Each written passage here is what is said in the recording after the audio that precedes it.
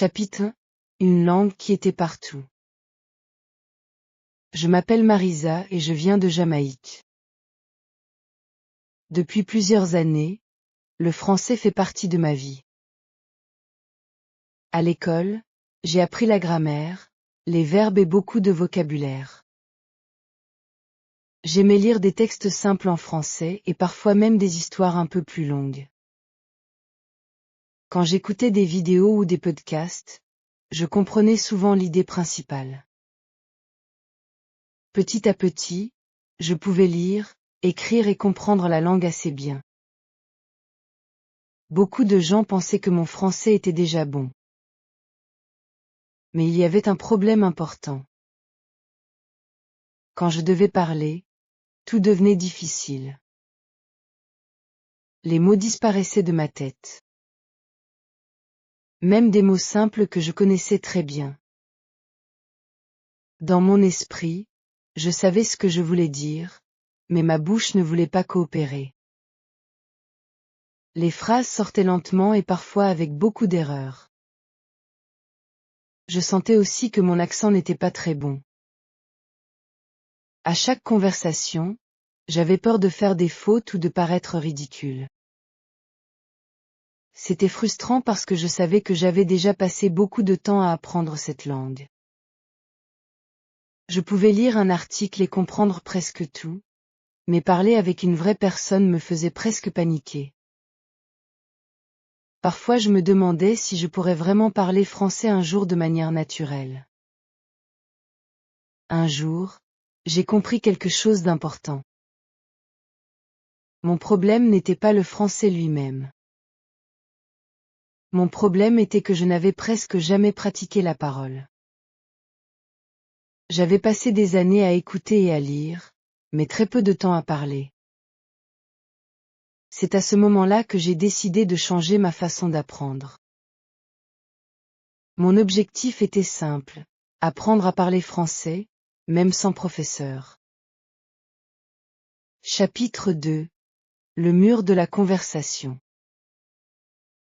Après cette réalisation, j'ai commencé à observer mon propre comportement quand j'utilisais le français. Je me suis rendu compte que je faisais toujours la même chose. Je lisais beaucoup, j'écoutais beaucoup, et j'écrivais parfois de petits textes. Mais je parlais presque jamais. C'était comme si le français restait toujours dans ma tête, sans jamais sortir vraiment. Quand j'étais seule, je comprenais très bien la langue. Mais dès qu'une autre personne apparaissait dans la conversation, tout changeait. La première fois que j'ai essayé d'avoir une vraie conversation en français avec un locuteur natif, j'étais très nerveuse. Mon cœur battait vite et mes pensées devenaient confuses. La personne parlait normalement, et je comprenais presque tout ce qu'elle disait.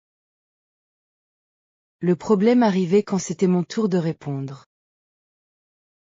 Dans ma tête, les idées étaient claires, mais trouver les mots devenait soudain très difficile. Parfois je commençais une phrase et je m'arrêtais au milieu parce que je ne savais plus comment continuer. Ce moment était très frustrant. Je savais que je connaissais ces mots.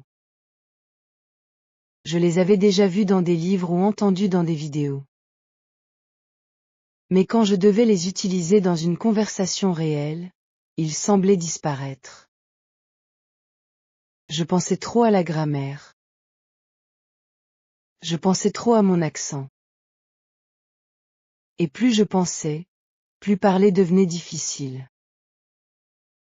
Pendant un moment, j'ai pensé que peut-être je n'étais simplement pas faite pour parler français. Peut-être que certaines personnes peuvent apprendre une langue facilement, et d'autres non. Mais au fond de moi, je savais que ce n'était pas vrai. J'avais déjà fait beaucoup de progrès dans la langue. Il devait y avoir une autre explication. C'est pour cette raison que j'ai décidé de partager mon expérience. Beaucoup de personnes peuvent lire et comprendre une langue étrangère, mais elles ont peur de parler. Si c'est aussi votre cas, vous n'êtes pas seul.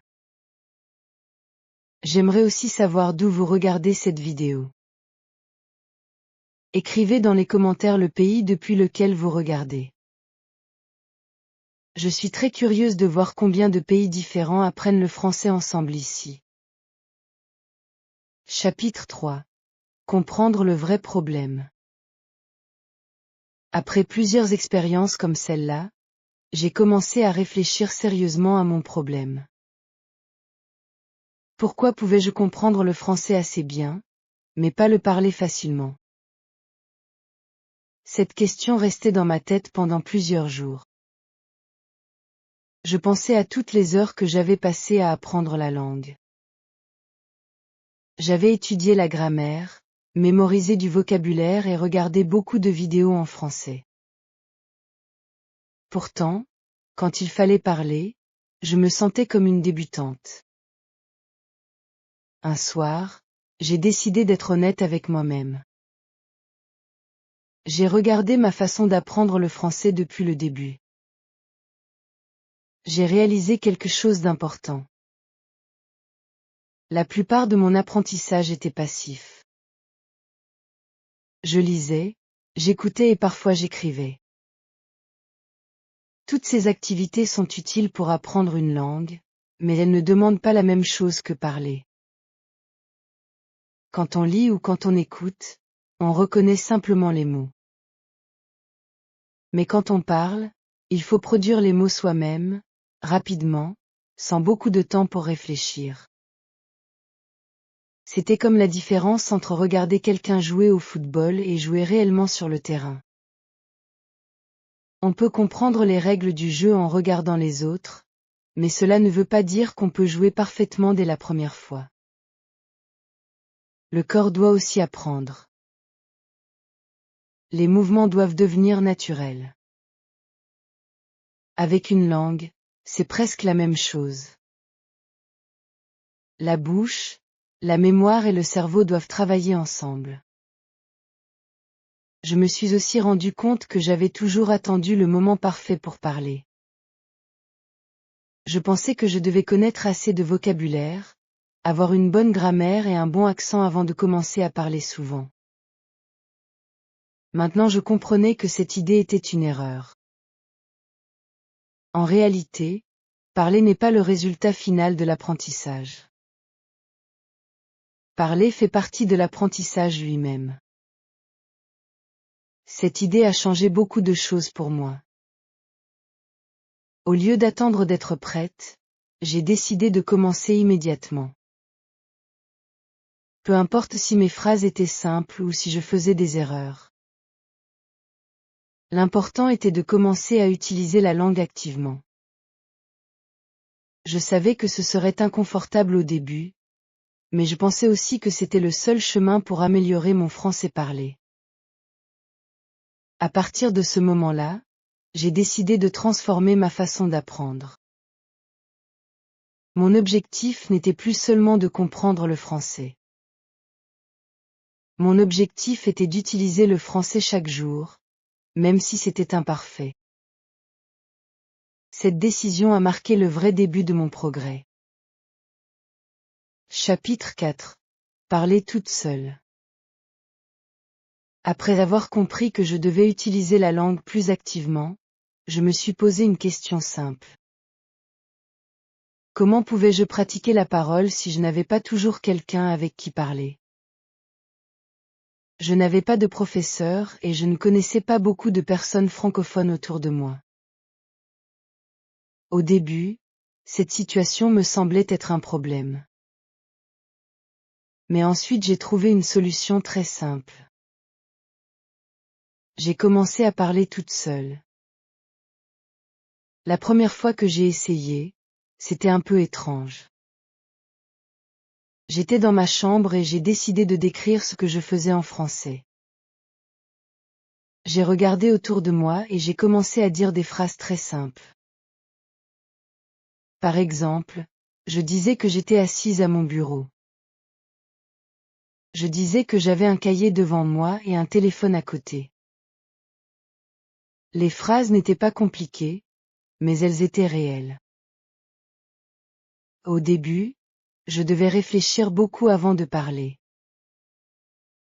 Parfois je m'arrêtais au milieu d'une phrase parce que je ne trouvais pas un mot. Quand cela arrivait, je cherchais le mot dans un dictionnaire ou sur mon téléphone. Ensuite je recommençais la phrase. Ce processus était lent, mais il était très utile. Petit à petit, mon cerveau commençait à s'habituer à construire des phrases en français. Chaque jour, je faisais ce petit exercice pendant quelques minutes. Parfois je parlais de ma journée. D'autres fois, je décrivais ce que je voyais autour de moi. Si je marchais dans la rue, je pouvais décrire les bâtiments, les voitures ou les personnes que je voyais. Même des phrases simples pouvaient devenir un bon entraînement. Un autre avantage de cette méthode était la liberté. Quand on parle seul, il n'y a aucune pression. Personne ne corrige chaque erreur. Personne ne vous regarde avec impatience. Je pouvais prendre tout le temps nécessaire pour réfléchir et essayer différentes phrases. Avec le temps, j'ai remarqué un changement intéressant. Les phrases venaient plus rapidement dans ma tête. Je n'avais plus besoin de traduire chaque idée depuis l'anglais. Parfois je pouvais penser directement en français pendant quelques secondes. Pour moi, c'était un petit signe de progrès. Parler seul ne remplace pas complètement une vraie conversation, mais c'était une étape très importante dans mon apprentissage. Cette habitude simple m'a aidé à gagner plus de confiance et à utiliser le français plus naturellement chaque jour. Chapitre 5. Le pouvoir de la répétition. Après quelques semaines à parler seul, j'ai commencé à me sentir un peu plus à l'aise avec le français. Les phrases simples venaient plus facilement et je n'avais plus autant peur de faire des erreurs. Pourtant, je remarquais encore un problème. Mon français ne sonnait pas toujours naturel. Parfois mes phrases étaient correctes, mais le rythme ou la prononciation n'était pas très bon. C'est à ce moment-là que j'ai découvert une méthode très utile. Cette méthode s'appelle le shadowing, ou l'imitation immédiate. L'idée est simple. On écoute une personne qui parle français et on répète presque en même temps ce qu'elle dit. On essaie de suivre le rythme, l'intonation et la prononciation. La première fois que j'ai essayé cette méthode, c'était avec une vidéo courte sur Internet. J'ai mis des écouteurs et j'ai commencé à écouter un locuteur natif parler. Au début, je faisais seulement une pause après chaque phrase pour répéter. Mais après quelques essais, j'ai essayé de répéter presque en même temps que la voix dans la vidéo. Ce n'était pas facile au début. La personne dans la vidéo parlait plus vite que moi. Parfois je perdais des mots ou je mélangeais les phrases. Mais j'ai continué à pratiquer chaque jour pendant quelques minutes. Petit à petit, quelque chose a changé. Mon oreille commençait à mieux reconnaître les sons du français. Je faisais plus attention aux petites liaisons entre les mots et à la musique de la langue. Quand je répétais les phrases, ma bouche commençait aussi à s'habituer à ces sons. Un autre avantage de cette méthode est qu'on apprend des phrases complètes. Au lieu de mémoriser des mots séparés, on apprend des expressions naturelles que les francophones utilisent vraiment. Après avoir répété une phrase plusieurs fois, elle reste souvent dans la mémoire. Je ne faisais pas cet exercice très longtemps chaque jour. Parfois 10 minutes suffisaient. Mais la clé était la régularité. Je faisais un peu de shadowing presque tous les jours. Avec le temps, j'ai remarqué que mon accent s'améliorait légèrement et que certaines phrases sortaient plus naturellement quand je parlais. C'était comme si mon cerveau et ma bouche travaillaient mieux ensemble. Cette méthode simple est devenue une partie importante de ma routine. Grâce à la répétition, le français ne restait plus seulement dans ma tête. Il commençait vraiment à sortir de ma bouche avec plus de confiance. Chapitre 6. Créer un environnement français. Après avoir commencé à parler seul et à pratiquer la répétition, j'ai compris une autre chose importante. Si je voulais vraiment améliorer mon français, je devais vivre avec la langue chaque jour.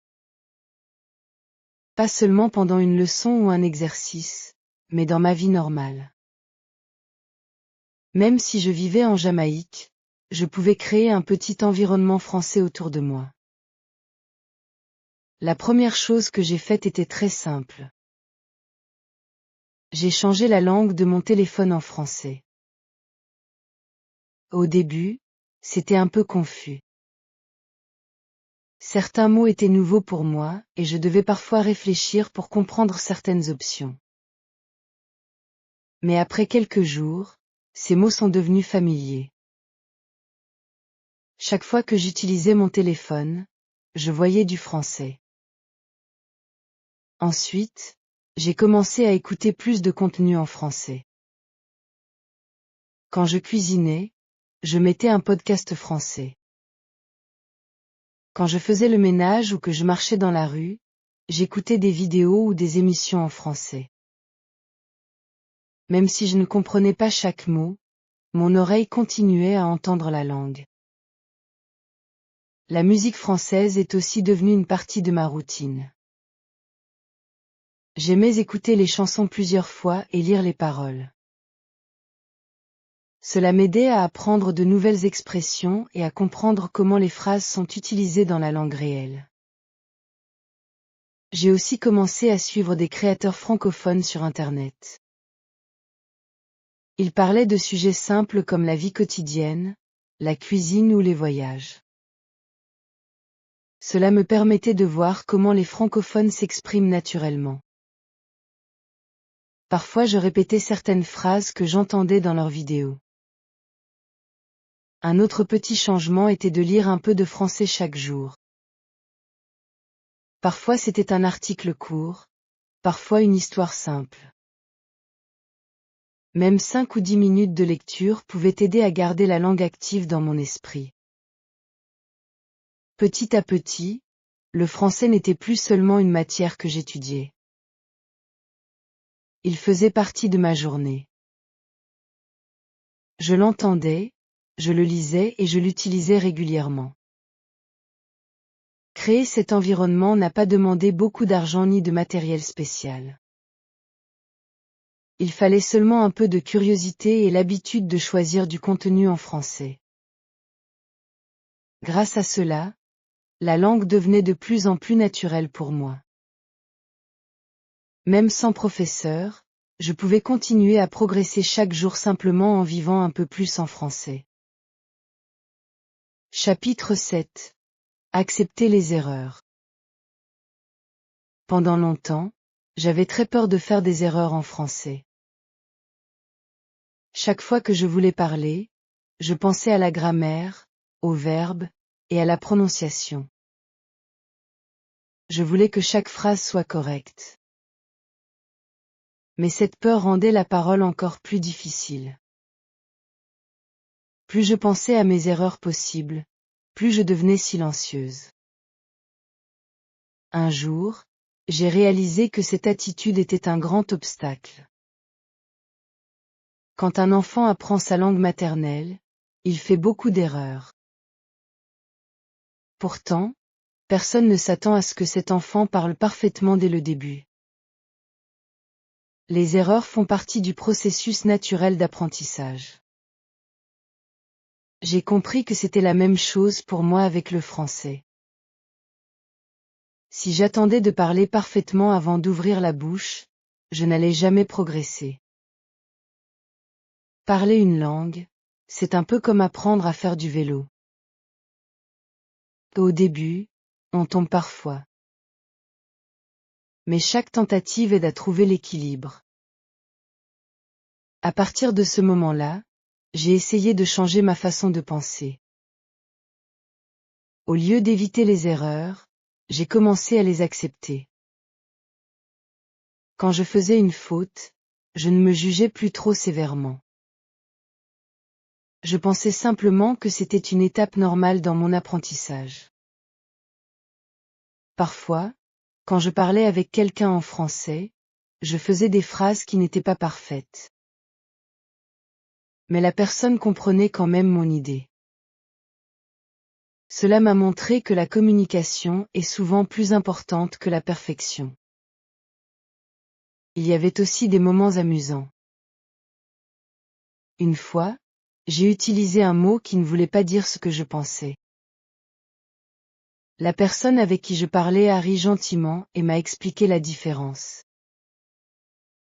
Au lieu d'être embarrassé, j'ai appris quelque chose de nouveau. Petit à petit, ma peur des erreurs est devenue plus petite. Je me sentais plus libre d'essayer de nouvelles phrases et de nouveaux mots. Parfois je faisais encore des fautes, mais je continuais à parler. Cette nouvelle attitude m'a aidé énormément. Quand on accepte les erreurs, on ose parler plus souvent. Et plus on parle, plus on apprend. J'ai compris que chaque erreur pouvait être un petit professeur. Elle montre ce qu'il faut améliorer et aide à progresser. Grâce à cette idée simple, parler français est devenu beaucoup moins stressant pour moi. Chapitre 8. Les premières conversations. Après avoir parlé seul pendant plusieurs semaines et accepté que les erreurs soient normales, je sentais que j'étais prête pour l'étape suivante. Je devais parler avec de vraies personnes. Cette idée me rendait encore un peu nerveuse, mais je savais que c'était nécessaire pour continuer à progresser. J'ai commencé à chercher des partenaires de conversation sur Internet. Aujourd'hui, il existe beaucoup d'applications et de sites pour les échanges linguistiques. Le principe est simple. Deux personnes qui apprennent la langue de l'autre peuvent se parler et s'aider. Par exemple, je pouvais parler en anglais avec quelqu'un qui apprend l'anglais, et cette personne pouvait parler en français avec moi. La première conversation que j'ai faite était très courte. Nous avons simplement parlé de nos pays et de nos intérêts. Je me souviens que je parlais très lentement. Parfois je devais arrêter ma phrase pour chercher un mot. Mais la personne avec qui je parlais était patiente. Elle comprenait que j'étais en train d'apprendre. Après cette première conversation, je me suis sentie très fière. Ce n'était pas une conversation parfaite, mais c'était une vraie conversation en français. C'était une grande étape pour moi. Ensuite, j'ai essayé d'avoir une ou deux conversations chaque semaine. Chaque fois, je devenais un peu plus à l'aise. Les sujets étaient simples. Nous parlions de la nourriture, de la musique, de nos villes ou de nos études. Ces conversations simples étaient très utiles parce qu'elles utilisaient le vocabulaire de la vie quotidienne. Au début, je préparais parfois quelques idées avant la conversation. Je pensais à des questions que je pouvais poser. Cela m'aidait à ne pas rester silencieuse si je ne savais pas quoi dire. Avec le temps, j'ai remarqué quelque chose d'encourageant. Les mots venaient plus facilement. Je n'avais plus besoin de réfléchir autant pour construire une phrase. Même si je faisais encore des erreurs, je pouvais continuer la conversation. Ces premières conversations ont été très importantes dans mon apprentissage. Elles m'ont montré que le français n'était pas seulement une langue dans les livres ou dans les vidéos. C'était une langue vivante, utilisée par des personnes réelles. Grâce à ces échanges, j'ai aussi découvert différentes cultures et différentes façons de parler. Chaque conversation me donnait un peu plus de confiance et un peu plus d'expérience pour continuer à parler français. Chapitre 9. Apprendre des natifs. Après avoir commencé mes premières conversations en français, j'ai compris que parler avec des locuteurs natifs était une expérience très spéciale. Les natifs parlent souvent plus naturellement que les enseignants dans les manuels. Ils utilisent des expressions simples mais très utiles dans la vie quotidienne. Au début, cela pouvait être un peu difficile à suivre, mais c'était aussi une grande opportunité pour apprendre. Pendant mes conversations, j'essayais de faire très attention à la façon dont les francophones parlaient. Je ne regardais pas seulement les mots qu'ils utilisaient. J'écoutais aussi le rythme de leurs phrases, leur intonation et la manière dont ils connectaient les mots ensemble. Le français a une musique particulière, et écouter les natifs m'a aidé à mieux comprendre cette musique. Souvent, je remarquais que les natifs utilisaient des expressions que je n'avais jamais vues dans mes livres de grammaire. Par exemple, ils disaient parfois des phrases très courtes mais très naturelles. Ces petites expressions rendaient la conversation plus fluide. Quand j'entendais une expression intéressante, j'essayais de la mémoriser. Après chaque conversation, je prenais quelques minutes pour réfléchir à ce que j'avais appris. Si j'avais entendu un nouveau mot ou une nouvelle expression, je l'écrivais dans un petit carnet. Ensuite, j'essayais d'utiliser cette expression dans une phrase. Cela m'a aidé à la retenir plus facilement. Parfois, je demandais aussi aux personnes avec qui je parlais de corriger certaines phrases. Je ne voulais pas être corrigé tout le temps, parce que cela peut rendre la conversation un peu difficile. Mais quand il y avait une erreur importante, je préférais la connaître pour pouvoir m'améliorer. Une autre chose intéressante était de découvrir les différents accents. Les francophones viennent de nombreux pays différents. Certains viennent de France, d'autres du Canada, de Belgique ou d'Afrique. Chaque région peut avoir un accent un peu différent. Au début, cela me surprenait, mais avec le temps j'ai commencé à m'y habituer. Grâce aux conversations avec les natifs, mon français est devenu plus naturel. Je ne pensais plus seulement aux règles de grammaire. J'apprenais aussi comment les gens parlent vraiment dans la vie quotidienne. Cela m'a aidé à me sentir plus connecté à la langue et à la culture française. Chapitre 10. Parler lentement mais clairement. Au début de mes conversations en français, j'avais souvent l'impression que je devais parler vite pour paraître plus naturel. Quand j'écoutais les locuteurs natifs, ils parlaient parfois très rapidement, et je pensais que je devais faire la même chose. Mais chaque fois que j'essayais de parler trop vite, je faisais plus d'erreurs et je me sentais encore plus stressé. Un jour, pendant une conversation en ligne, la personne avec qui je parlais m'a donné un conseil très simple. Elle m'a dit que je n'avais pas besoin de parler vite. Elle m'a expliqué que parler lentement et clairement était beaucoup plus important que parler rapidement. Ce conseil m'a beaucoup aidé. À partir de ce moment-là, j'ai décidé de ralentir un peu quand je parlais. Je prenais le temps de construire mes phrases tranquillement. Au lieu d'essayer de dire beaucoup de choses rapidement, je me concentrais sur des phrases simples et claires. Au début, cela me semblait un peu étrange. J'avais peur que les conversations deviennent trop lentes. Mais en réalité, cela rendait les échanges plus faciles. La personne avec qui je parlais comprenait mieux ce que je disais, et moi aussi je comprenais mieux ses réponses. Parler lentement m'a aussi donné plus de temps pour penser en français. Je n'avais plus besoin de paniquer quand je cherchais un mot. Si je ne trouvais pas immédiatement l'expression correcte, je pouvais simplement reformuler ma phrase avec des mots plus simples.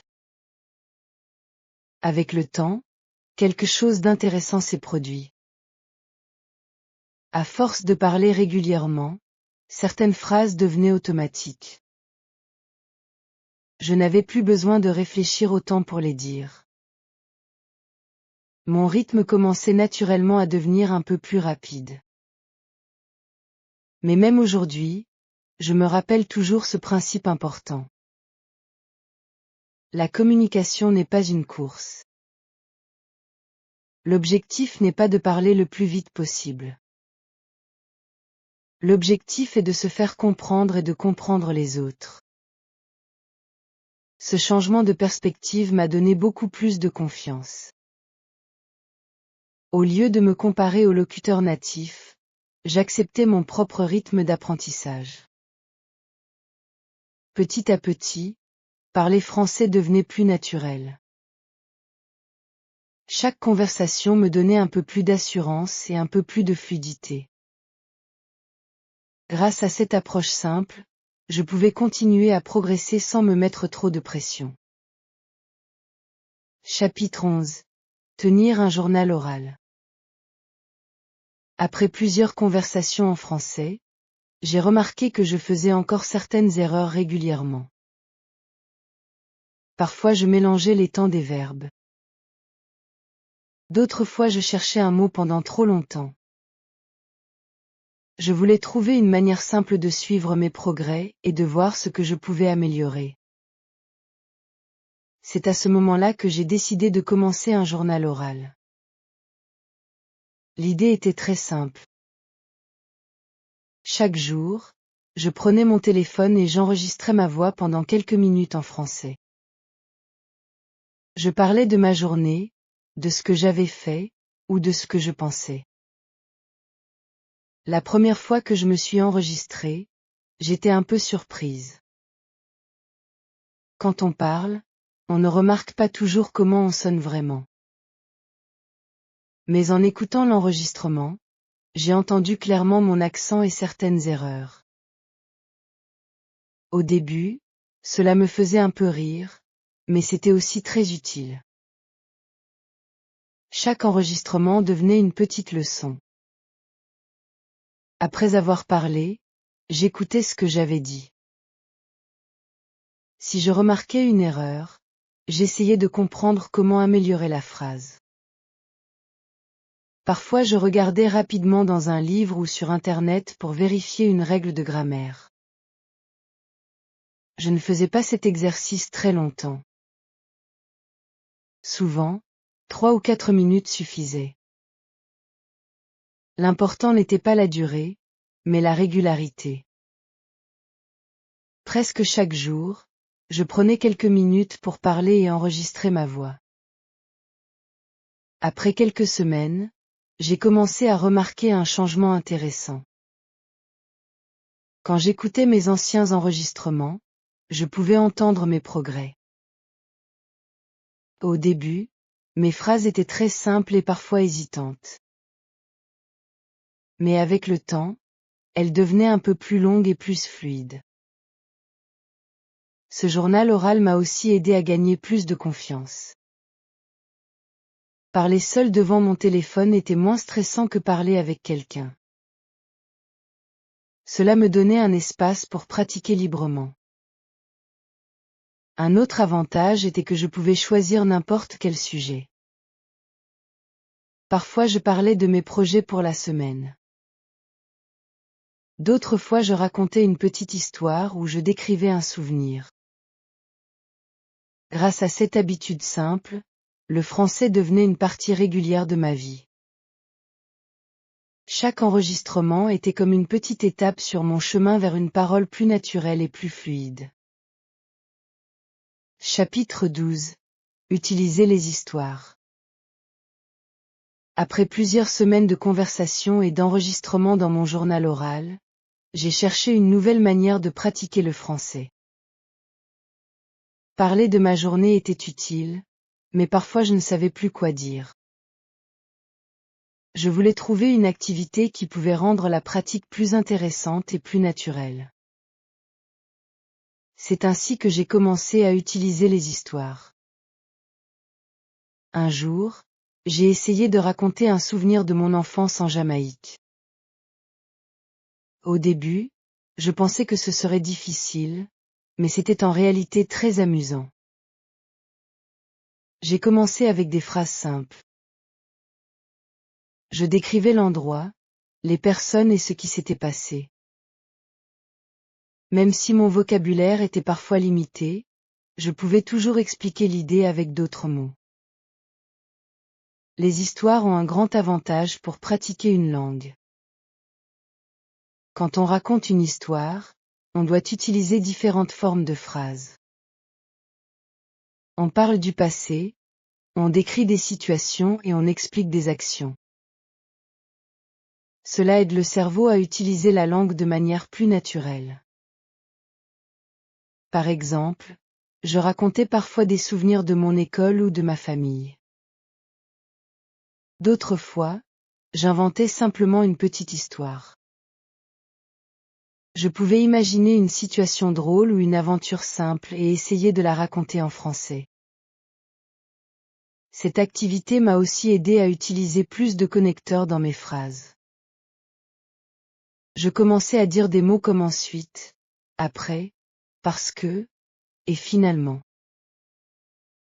Ces mots permettent de relier les idées et rendent les phrases plus fluides. Parfois, j'enregistrais ces histoires dans mon journal oral. Ensuite, je les écoutais pour voir si le récit était clair. Si une partie était difficile à comprendre, j'essayais de la raconter de nouveau avec des phrases plus simples. Avec le temps, raconter des histoires est devenu plus facile. Je n'avais plus besoin de réfléchir à chaque mot. Les idées venaient plus naturellement. Cette méthode m'a aussi donné plus de plaisir dans mon apprentissage. Au lieu de répéter seulement des exercices, je pouvais utiliser la langue pour raconter des expériences ou imaginer des situations. Petit à petit, je sentais que mon français devenait plus vivant. Les histoires m'aidaient à parler plus longtemps et avec plus de confiance. Grâce à cette pratique, je pouvais exprimer mes pensées de manière plus naturelle et plus libre. Chapitre 13. Penser en français. Avec toutes ces habitudes, quelque chose d'intéressant a commencé à changer dans ma façon d'utiliser le français. Pendant longtemps, chaque fois que je voulais parler, je traduisais mes idées depuis l'anglais. Je pensais d'abord en anglais, puis j'essayais de trouver les mots français. Ce processus prenait du temps et rendait mes phrases plus lentes. Mais après plusieurs semaines de pratique, j'ai remarqué un petit changement. Parfois, certaines idées apparaissaient directement en français dans ma tête. Ce n'était pas encore parfait, mais c'était un signe que mon cerveau commençait à s'habituer à la langue. Au début, cela arrivait seulement avec des phrases très simples. Par exemple, je pouvais penser des choses comme je suis fatigué, j'ai faim, ou je dois travailler aujourd'hui. Ces petites pensées apparaissaient naturellement sans traduction. Pour encourager cette habitude, j'ai commencé à faire un exercice simple. Quand je marchais dans la rue ou quand je faisais une activité à la maison, j'essayais de décrire la situation dans ma tête en français. Je regardais autour de moi et je pensais à ce que je voyais.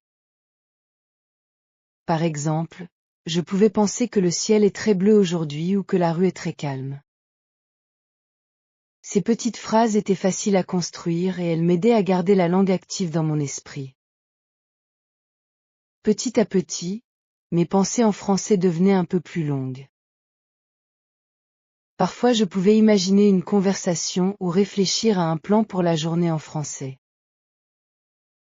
Ce changement était très important pour moi. Quand on commence à penser dans une langue, parler devient plus naturel. Les mots arrivent plus facilement parce qu'ils sont déjà présents dans l'esprit. Je n'avais plus besoin de traduire chaque idée. Le français devenait simplement une autre façon de penser et de voir le monde. Chapitre 14. Les petites victoires. Quand on apprend une langue, les progrès ne sont pas toujours très visibles. Parfois on a l'impression de rester au même niveau pendant longtemps. Mais si on regarde attentivement, il y a souvent beaucoup de petites victoires sur le chemin. Je me souviens très bien d'un moment qui m'a rendue particulièrement heureuse. Un jour, j'ai eu une conversation en français qui a duré presque 10 minutes. Au début, je n'avais même pas remarqué le temps qui passait. Nous parlions simplement de nos villes, de la nourriture et de la musique. Ce n'est qu'après la conversation que j'ai réalisé combien de temps j'avais parlé. Pour moi, c'était une grande victoire. Quelques mois auparavant, parler pendant 2 ou 3 minutes me semblait déjà difficile. Maintenant, je pouvais continuer la conversation plus longtemps sans paniquer. Il y avait aussi d'autres petits moments encourageants. Par exemple, la première fois que j'ai raconté une histoire entière en français sans m'arrêter trop souvent. Ou la première fois que quelqu'un m'a dit que mon accent était clair et facile à comprendre. Ces moments peuvent sembler simples, mais ils donnent beaucoup de motivation. Ils montrent que le travail quotidien produit des résultats. J'ai aussi commencé à remarquer que certaines phrases venaient naturellement. Quand quelqu'un me posait une question simple, je pouvais répondre sans réfléchir longtemps. Les mots apparaissaient presque automatiquement. Chaque petite victoire me rappelait que j'étais sur le bon chemin. Apprendre une langue ne se fait pas en un jour. C'est un processus lent, fait de nombreux petits progrès. En regardant en arrière, je pouvais voir la différence entre la personne qui avait peur de parler et celle que je devenais maintenant. Grâce à la pratique régulière et à la patience, mon français devenait de plus en plus naturel chaque jour. Chapitre 11. Une nouvelle relation avec la langue. Après tous ces mois de pratique, j'ai commencé à ressentir quelque chose de différent avec le français. Au début de mon apprentissage, cette langue ressemblait surtout à une matière scolaire. Je pensais aux règles de grammaire, aux exercices et aux listes de vocabulaire. Apprendre le français était intéressant, mais cela restait un peu comme un devoir. Avec le temps, cette relation a changé. Le français n'était plus seulement une langue que j'étudiais. C'était une langue que j'utilisais réellement. Je pouvais regarder une vidéo et comprendre les idées principales. Je pouvais écrire des messages et parler avec des personnes de différents pays. Ce changement m'a donné un sentiment très spécial. J'avais l'impression que le français devenait une petite partie de mon identité. Même si je venais de Jamaïque et que l'anglais était ma langue principale, je pouvais aussi m'exprimer dans une autre langue. Parfois, je regardais un film en français ou j'écoutais une chanson française et je me rendais compte que je comprenais beaucoup plus qu'avant. Ce moment de compréhension était très satisfaisant. Cela me rappelait tous les efforts que j'avais faits. Le français m'a aussi ouvert une nouvelle porte vers différentes cultures. Grâce à la langue, je pouvais découvrir des idées, des histoires et des expériences venant de pays francophones. Chaque conversation me permettait d'apprendre quelque chose de nouveau sur le monde. Ce qui était le plus surprenant pour moi, c'est que je n'avais pas besoin d'un professeur pour faire ces progrès. Bien sûr, les enseignants peuvent être très utiles, mais avec de la motivation et de bonnes habitudes, il est possible d'avancer aussi par soi-même. À ce moment-là, j'ai compris que le français n'était plus seulement un objectif. C'était devenu un outil pour communiquer, apprendre et partager des idées avec d'autres personnes. Chapitre 16. Conseils pour ceux qui apprennent. Après tout ce chemin avec le français, beaucoup de personnes me demandent parfois comment améliorer leur façon de parler. Je ne suis pas une experte, mais mon expérience m'a appris quelques idées simples qui peuvent aider beaucoup d'apprenants. Le premier conseil est de pratiquer un peu chaque jour. Il n'est pas nécessaire d'étudier pendant plusieurs heures. Même 10 ou 15 minutes peuvent faire une grande différence si vous le faites régulièrement. La langue reste active dans votre esprit et votre cerveau continue à s'habituer aux sons et aux phrases. Le deuxième conseil est de ne pas attendre le moment parfait pour parler. Beaucoup d'apprenants pensent qu'ils doivent connaître toute la grammaire avant de commencer à parler. Mais en réalité, parler fait partie de l'apprentissage. Même avec un vocabulaire simple, on peut déjà communiquer beaucoup de choses. Il est aussi très utile d'écouter la langue souvent. Les podcasts, les vidéos et la musique peuvent aider l'oreille à reconnaître les sons du français.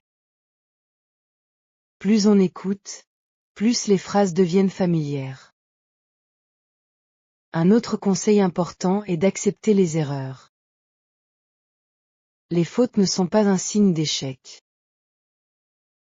Elles montrent simplement que vous essayez d'utiliser la langue. Chaque erreur peut devenir une occasion d'apprendre quelque chose de nouveau. Je conseille aussi de trouver des activités qui rendent l'apprentissage agréable. Certaines personnes aiment regarder des films, d'autres préfèrent lire des histoires ou parler avec des amis en ligne. L'important est de trouver des méthodes qui vous motivent. Enfin, il faut être patient avec soi-même. Apprendre une langue prend du temps. Les progrès peuvent sembler lents au début, mais avec de la pratique régulière, ils arrivent. Si vous continuez à utiliser le français un peu chaque jour, vous verrez que parler deviendra progressivement plus naturel et plus facile. Chapitre 7. Regardez en arrière. Parfois, j'aime prendre un moment pour penser à mon parcours avec le français. Quand je regarde en arrière, je vois clairement le chemin que j'ai parcouru. Au début, je pouvais comprendre beaucoup de choses en français, mais parler me semblait presque impossible. Les mots disparaissaient de ma tête et chaque conversation me rendait très nerveuse. Aujourd'hui, la situation est très différente. Je ne parle pas parfaitement, mais je peux tenir une conversation normale. Je peux partager mes idées, poser des questions et comprendre les réponses. Cela me donne un sentiment de satisfaction et aussi beaucoup de confiance. Quand je pense à mes premières tentatives pour parler seule dans ma chambre, cela me fait sourire. À ce moment-là, je ne savais pas si ces petits exercices allaient vraiment m'aider. Pourtant, ces habitudes simples ont joué un rôle très important dans mon progrès. Chaque étape de mon apprentissage a apporté quelque chose de nouveau.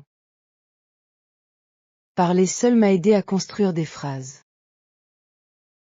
La répétition m'a aidé avec la prononciation. Les conversations avec d'autres personnes m'ont donné de l'expérience réelle. Je comprends maintenant que le progrès ne vient pas d'une seule méthode magique. Il vient de plusieurs petites actions répétées chaque jour. Lire, écouter, parler et réfléchir dans la langue travaillent ensemble pour créer des progrès. Ce qui me rend la plus heureuse, ce n'est pas seulement de pouvoir parler français. C'est aussi le fait d'avoir dépassé ma peur. Au début, cette peur était très forte. Mais avec le temps et la pratique, elle est devenue beaucoup plus petite. En regardant ce parcours, je réalise que chaque apprenant peut faire des progrès de la même manière. Il suffit de continuer à essayer, même quand c'est difficile. Chaque petit pas peut mener à un grand changement avec le temps. Chapitre 18. Premier voyage. Même si j'ai fait beaucoup de progrès en français, je sais que mon apprentissage n'est pas terminé.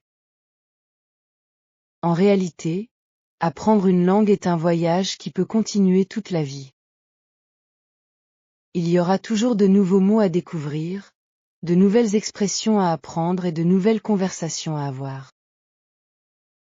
Aujourd'hui, parler français ne me fait plus peur comme avant.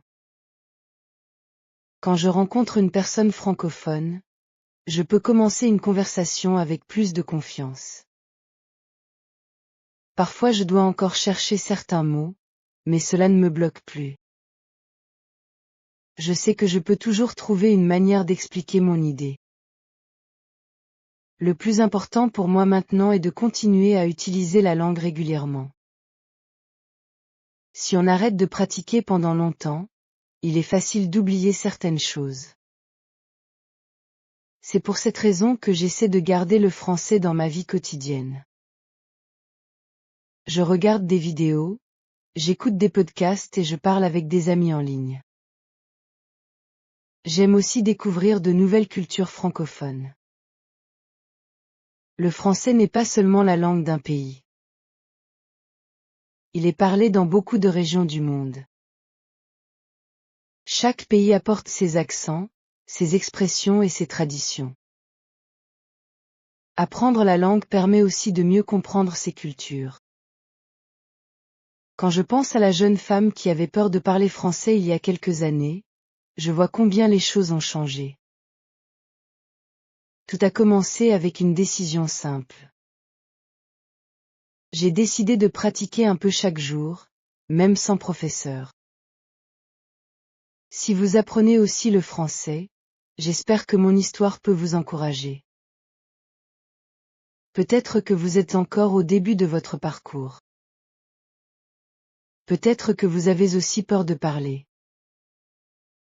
Mais avec de la patience, de la curiosité et de la pratique régulière, vous pouvez progresser.